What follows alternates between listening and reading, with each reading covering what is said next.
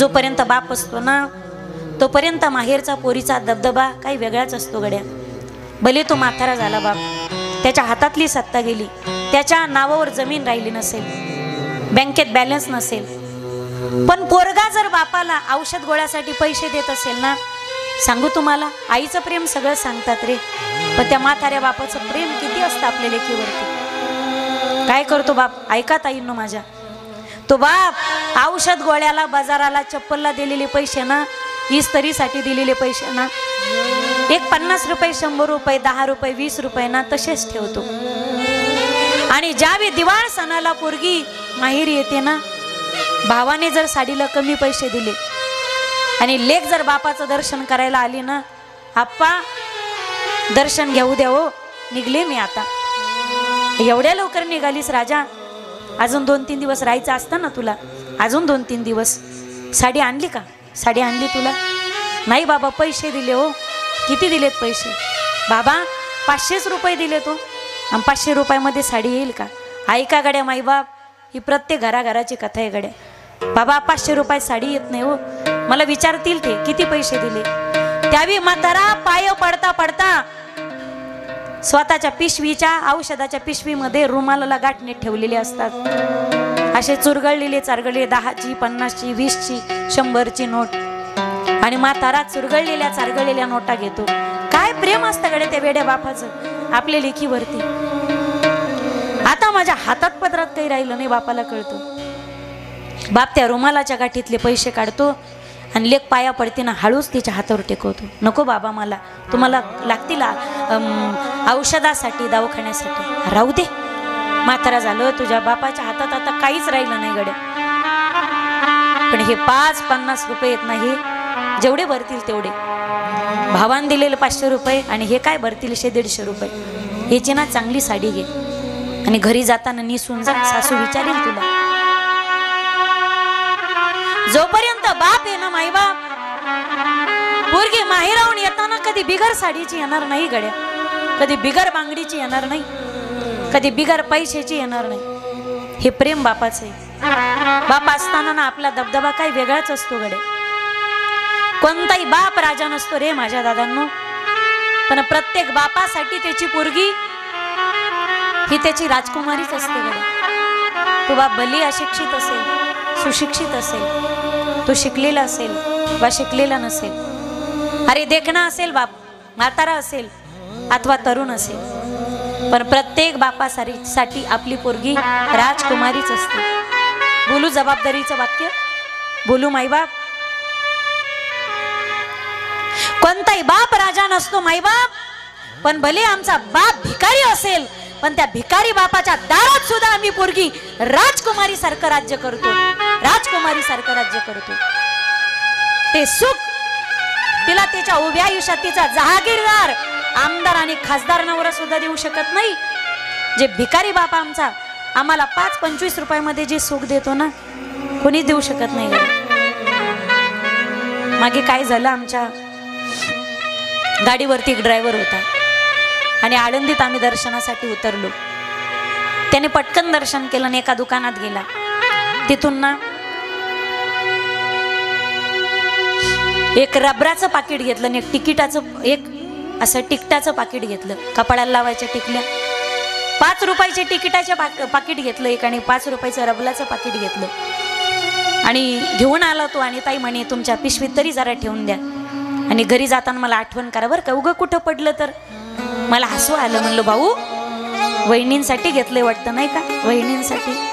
म्हणलं नाही. तो म्हणे नाही ताई, मी बायकोसाठी नाही घेतलं माझ्या, तर माझी छोटीशी पोरगी घरी 10 वर्षाची. ताई तुमच्यासोबत फिरतो ना मी कीर्तनासाठी 10-10 दिवस, आणि 15-15 दिवस ना घरी जाणंच होत नाही. पण मी ज्यावेळी घरी येतो ना तेव्हा ती पोरगी पळत होती, पप्पा आले, पप्पा आले, पप्पा आले. आणि तेव्हा तिच्यासाठी, तिच्या हातावर देण्यासाठी ना माझ्याकडे काहीच नसतं. हे 5 रुपयाचं तिकटाचं पाकिट आणि रबलाचं पाकिट जर हातावर ठेवलं ना, माझी पोरगी इतकी नाचन, साऱ्या गल्लीत दाखवेन माझ्या पप्पाने मला काय आणलंय, माझ्या पप्पाने मला काय आणलंय.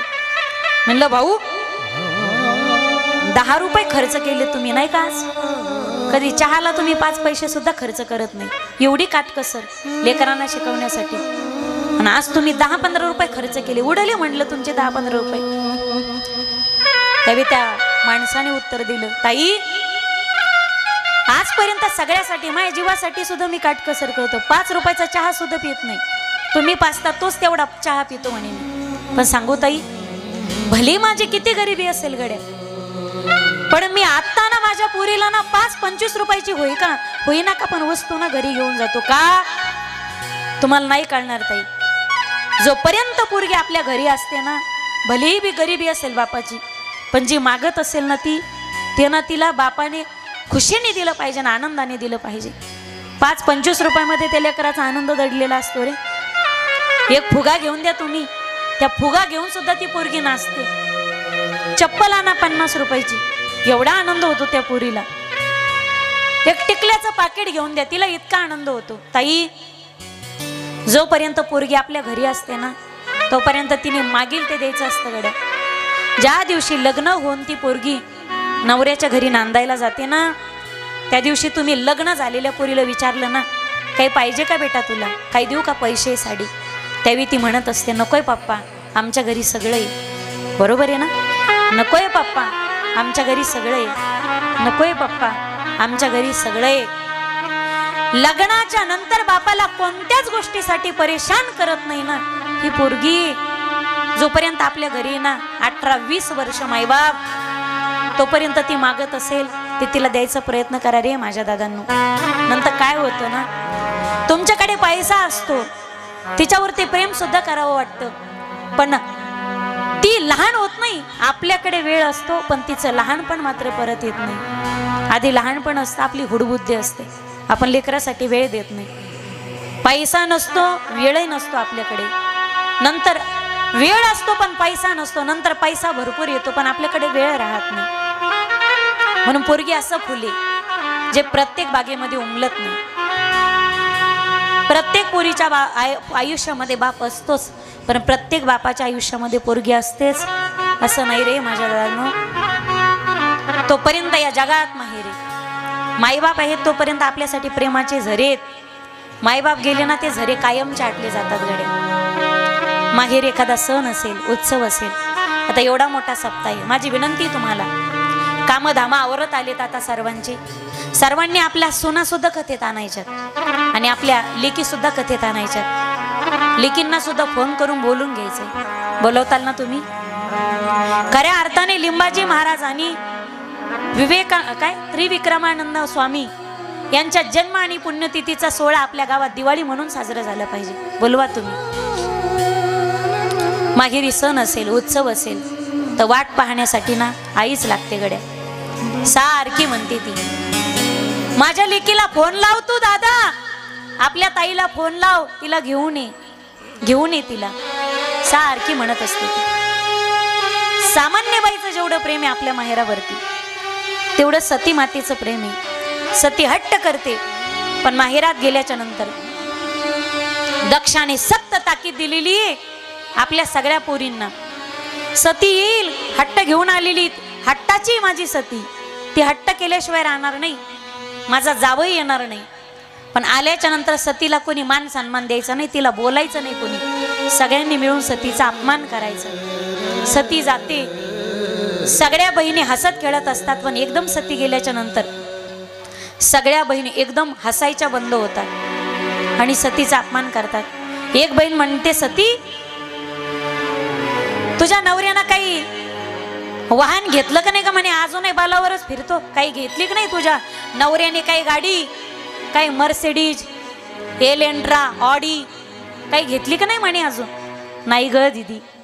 एक बहीण म्हणे, सती तुझा नवरा काही कपडे बिपडे घालतो का नाही, अजूनही बोंबलत फिरतो म्हणे उघडाच. नाही ग दीदी. एक बहीण म्हणे, सती तुझा नवरा काही लॉकेट बिकेट घालतो का नाही, का अजूनही मुंडक्याच्याच माळा गाळ्यात घेऊन फिरतो. एक बहीण म्हणे, सती तुझ्या नवऱ्यानं काय घरदार बांधलं का नाही, अजूनही स्मशानातच राहतो म्हणे. नाही ग दीदी. बहिणी बोलू लागल्या, पण हिनवू लागल्या मायबाप. जखमेवरती काहींना मीठ चोळायची सवयच असते. भगिनी मिली बहुत मुसकाता, सादर भली ही मिली एक माता. सतीला अपमान वाटला. सती आईकडे गेली. आईच्या गळ्यात डसडसून सती रडू लागली. आई बघ ना ग, माझ्या ताई मला कशा हिणवतात, माझ्या बहिणी माझा कसा अपमान करतात. सती नको देऊस तू लक्ष. सती वडिलांच्या जवळ गेली, पण वडील दर्शन घेऊ देत नाहीत. रागात येत वडील, सती